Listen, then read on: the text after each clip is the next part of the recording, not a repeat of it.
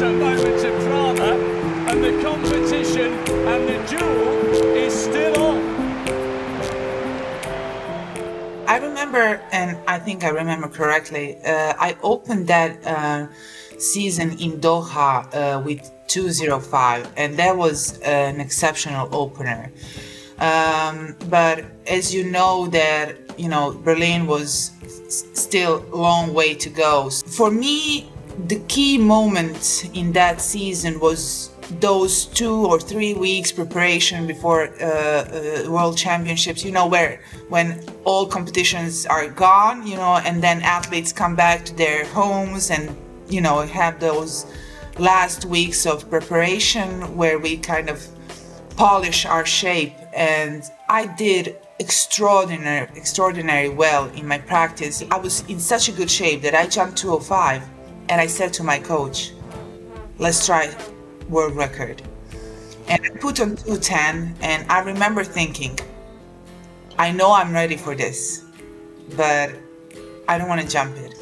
I just want to try it, but I would never forgive myself the fact that I've jumped world record in practice and didn't do that in competition where it matters. And I was working a lot on my mental preparation that summer, more than ever.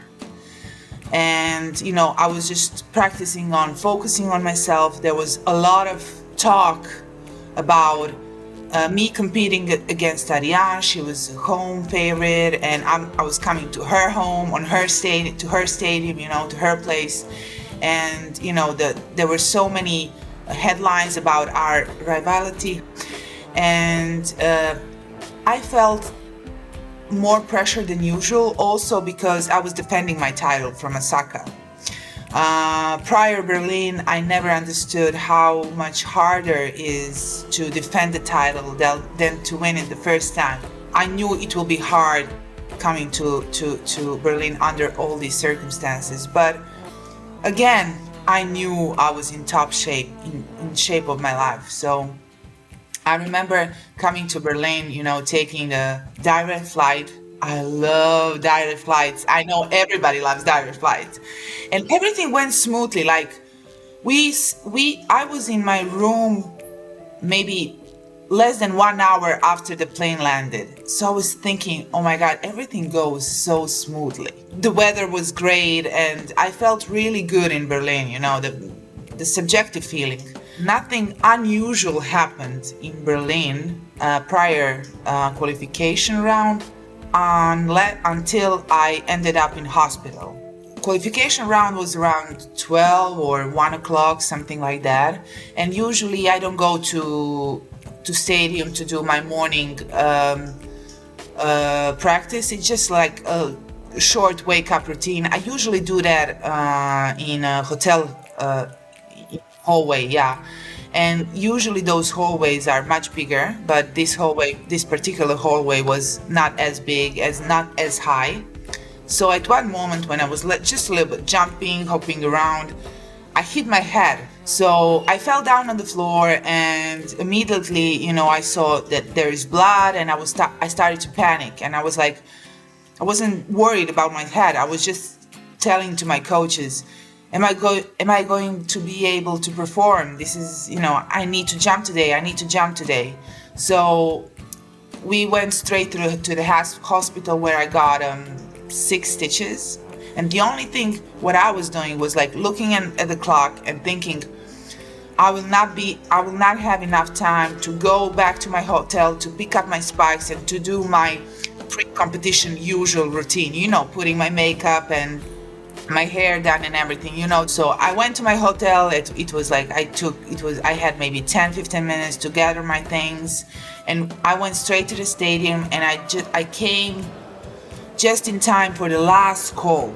And I remember that was probably one of the greatest competitions of my life. I still wonder today if that was a final, how high I would go. I remember that adrenaline was so high that I felt like if you put 215, I was able to jump. Even my father, even today, he likes to remember that qualification round. He said, "You were so ready that day." And I don't know what would happen if that was the day of the finals. It's going to be a tremendous atmosphere here tonight. We could have the third gold medal for Germany of these championships. The hopes of the crowds are on Ariane Friedrich, who we just saw, up against Blanka Vlasic, one of the great head-to-head clashes of these championships.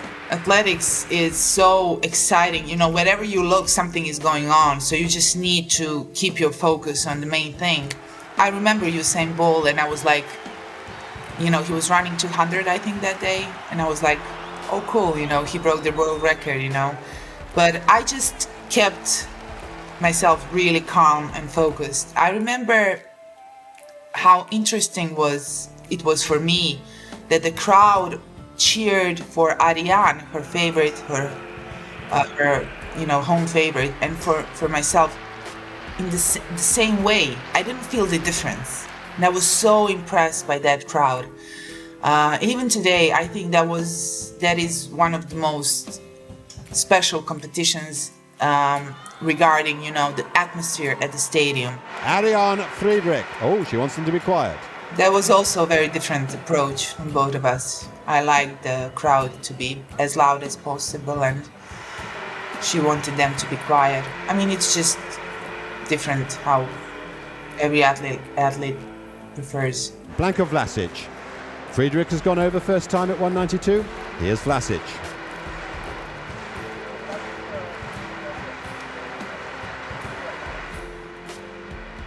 That was easy. I remember that day I was kind of having a problem with coming too close a little bit, but I felt good, you know. And here also you can see that I've came too close to the bar because my legs were close to the bar when I was flying over it. It's just the small details, but I managed to fix it on time. Yeah, this was really easy for me at the beginning, you know. Those heights were just warm up, and I always wanted to take them with as little effort as possible because, as you know, we need to save energy until the end. It's not like with throwers, you know, you can throw your longest hit whenever you want, whenever you feel able to, right? But in high jump, you need to make your best jump at the end. My friend always said that by the look on my face, she always knew if I'm going to jump it or not. This is the look. Right. But here you will see that the bar shook. That was because I came too close. And I had to move one step back on the next jump. Yeah, I wasn't happy here. And I felt like I was searching my rhythm on 199 and then 202. I think I had a failure on 202 first attempt. I think I also came too close. As I said, I was finding my rhythm, and every surface is different, so Berlin has a specific surface. Blanka Vlasic, her first attempt at 202. Oh, she too failed. Very close.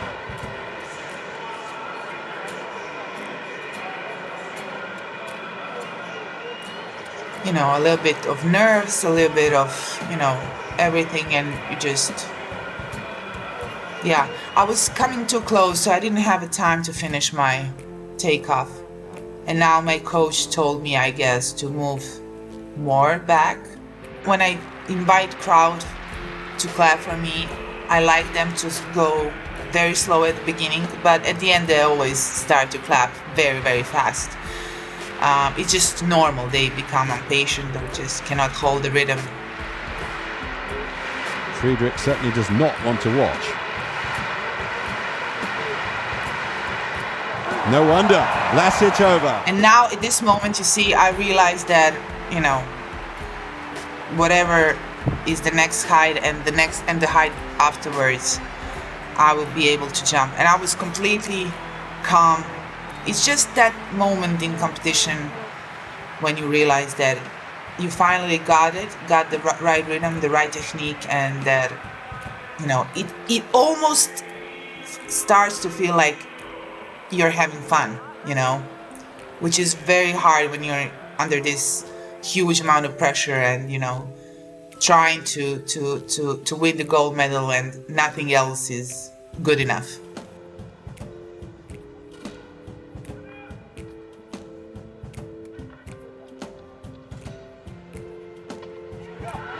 Oh, very quiet to very noisy. That's the moment when you make it in the third attempt.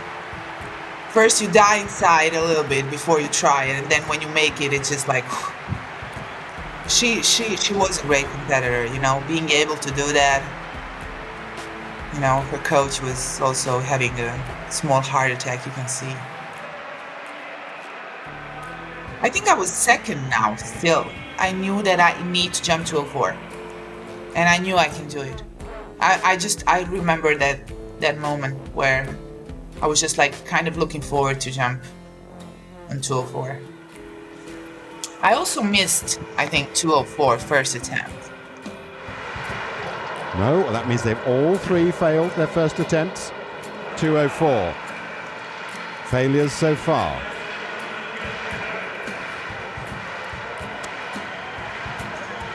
This is my coach. He looks calm, but he's actually not. I'm just imagining the perfect jump, you know, in my head, step by step. She's trying to compose herself. I think she could do it. I really do. I think she's got the capability and she's got the pedigree. First I imagined the perfect jump, and then I invite the crowd to clap for me. That was my routine. This is her usual run. She then said, okay, you've got them going. Now, in my tempo, please. She does this all her major competitions. This commentator knows me. Here she goes. Second attempt at 204.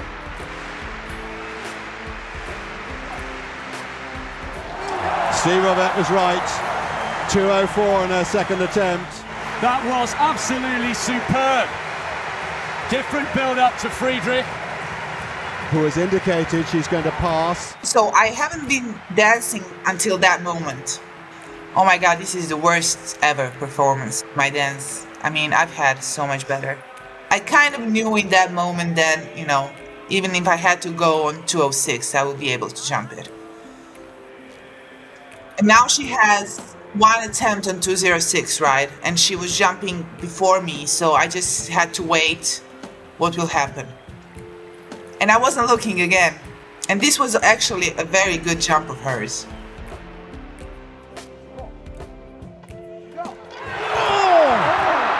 My goodness me. That moment when I knew I won, I wanted to try a world record, and I knew I had to remain as calm as possible, even though, you know, emotions were all over me, but I knew, you know, I was in good shape and that it would be a waste not to try. At least try to jump a world record, because every attempt on world record gave me more confidence for the next time, you know. But it felt good, it felt amazing.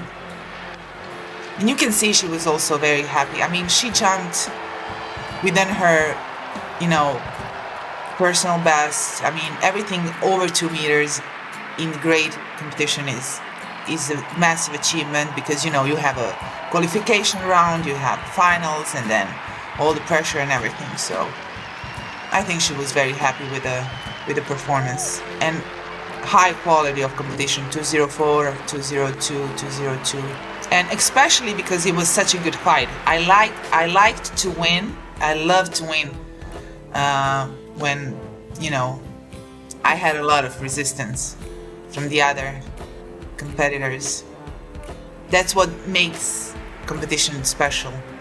Right now, Vlasic, first attempt then at the world record in the high jump. Well, we've had one world record tonight, the one and only Usain Bolt, and full marks. Friedrich is helping the crowd clap her great rival. This was a very hard moment to jump a world record after everything has already, you know, been relieved, and I was relieved, and I was already aware that I'm a world champion. So, you know, you just lose the edge a little bit, and for world record you need that edge to be as sharp as possible. Well, not to be. Friedrich congratulates her. Blanka Vlasic wins the high jump challenge, 2 meters 04, retains her title. Now I can be happy, I can relax, I can celebrate, and then comes the best moment to take my flag and try to run the whole circle. I never was able to do that. I got tired. I would get tired after 200 meters, but still I tried. Yeah. And I remember so many people from Croatia, because we have a lot of Croatian people that live in Germany, so there were a lot of Croatian flags in the crowd. Stand up for the champion once again echoes around the stadium. And the Croatian flag is flown by the world's greatest high jumper of the year. Yeah, it's different because I watched this competition more than a few times by myself. And as the time passes by, it's not as strong as before, but the sense of pride and accomplishment stays, and it will stay with me forever, that's for sure. But I know how I felt at that moment. I just cannot relive it as strong as in that moment, which is normal. But Berlin will forever, remain one of my favorite wins ever. Athletics has been around for a long time, and world record in high jump and so many world records are still there. So Stefka jumped it 1987, I jumped my 208 2009, so the long period of time, and still results are not changing as much, but I think we are there regarding the things that we can explore. I think it's just about talents and about dealing very carefully with a talent as a pearl, as a rough diamond that needs to be polished. Now, from this point of view as a retired athlete, my wish is for high jump and for athletics in general to grow, so that we have more world records, so that generation that comes after us beats us in every way. I'm not jealous of my results in a way that nobody cannot break it. They should break it, and it's a normal way. It's a normal law of nature that the next generation is better than the previous one. And sport is always more than just performing. It's a relationship with people, relationship with your fans, relationship with your fellow athletes, with managers, with meeting directors, with media, and I was able to be a part of it for a long time. And it's just, I feel like I've lived 3 lives in one. So for everyone out there who are considering, doing athletics, I strongly recommend it.